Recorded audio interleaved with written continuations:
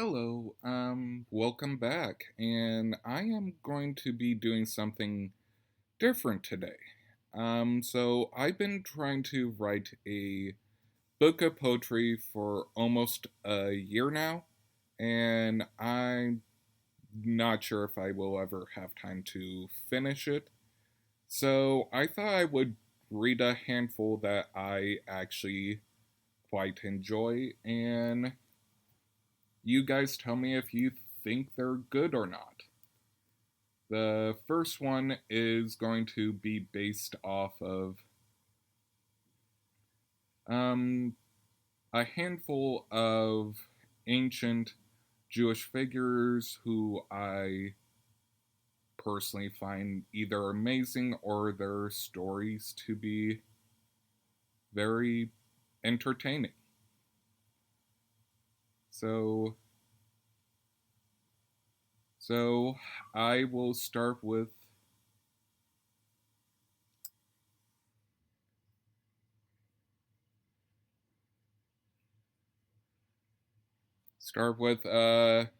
Princess Mariamne, the wife of Herod.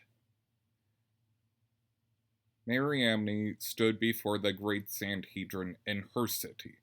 She was supposed to be a queen of Judea, but the husband she was forced to marry, a descendant of the Edomites her ancestors had conquered, forced to marry because her grandfathers got Rome involved in a succession crisis. She was designated as heir to end the succession crisis and become queen, and her brother become high priest. That was always the failure of their dynasty, the succession, and the issue of being rulers and high priests of the temple. She lost her position and fate of being queen regnant by the Romans who made this usurper king instead.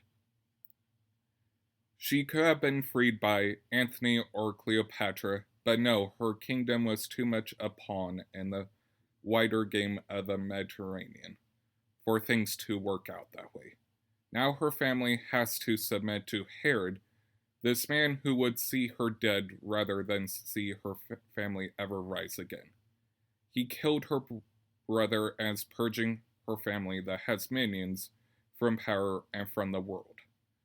Now here she was in the hall of hewn stone, where her husband's people are leading the trial, and even her mother has betrayed her. She knows her fate is sealed, and that all she can do is hold her head up high and face death as a princess and rightful queen. She knows deep down her legacy is in her sons, who, as her descendants, will always be more legitimate than their father, and the Pharisees, Hillel, will ensure even if Herod has a full reign, he will never sit easy on the throne. She would only ever be a queen consort, and it was as a queen consort that she would face the executioner. And part of her can't help because she knew Judea was at the mercy of Rome and the monster she was forced to marry. Next is probably one of my favorite um, Judean monarchs, Queen Alexandra Salome. This one is called Wearing the Diadem. Alexandra sat on her throne in the palace of her forebears. Her people call her both by her Greek name and the name her ancestors gave her, Shlamet Zion, or the Peace of Zion, which she hoped she was able to bring to her people during her reign. She found a way to blend her people with a Greek influenced world while keeping their identity. Her people have survived the Babylonians, the Syrians, the Persians, and now the Greeks. Her and her brother, a Pharisee leader, survived the husbands she had married, and now they stand tall facing a nation that they can grow. To think that she, a long standing queen consort of Judea, turned queen regnant of the Judean lands. The people never loved her husbands, Alexander and Aristobulus, and saw the positions of high priests and kings as theirs by right. So much so that Aristobulus even killed his mother to ensure that he got everything.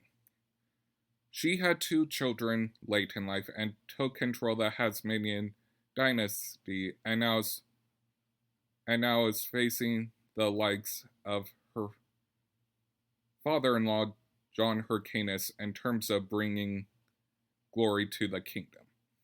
She kept the peace and rebuilt the Sanhedrin from her husband's perch. Alexander and Aristobulus were warriors, not politicians. They sought to expand Judea, but nearly breaking it in the process. She and her brother were able to put them in their place eventually, but not before Alexander tried to wipe out the Pharisees. She understood that Alexander and Aristobulus should never have been both rulers and high priests. They would rather go to war with the Sanhedrin than work with it. She was the senior partner, the planner, and now their food stores were plenty, education was improving, and her people were truly sovereign. She tried to prevent a civil war between the Sadducees' temple focus on traditionalists and the reform-minded Pharisees, but understood that all she did was delay the inevitable. Because of her husband's, she had to keep the peace domestically and ensure that unsteady peace with the Nabateans would stand. She saw the wars of Mithridates of Pontus in the north with Armenians led by Tigranes and knew that the Greek world of the Seleucids was ending. She stood up to Armenia, the great expansionist kingdom in the north, and removed many Sadducees from power. But she knows, like every issue of her dynasty, the issue of secession will be her people's undoing. The role of high priest and the ruler, the two great claims of her dynasty, will always be their undoing. So she walked inside her palace and feel the diadem she wears to signify her power and fear the sons and her people. While she righted the kingdom her predecessors started, but could never maintain after their conquests. But she was only ever one woman, and it is as a woman and a mother of not just her sons, but of her people, that she must face the fact that was an old mother who could already feel the end, and with uncertainty she sat on her throne and pray and hope and pray that her people will be all right. And this is where I'm going to end things. I know these are more prose than poems, but I hope that you like it.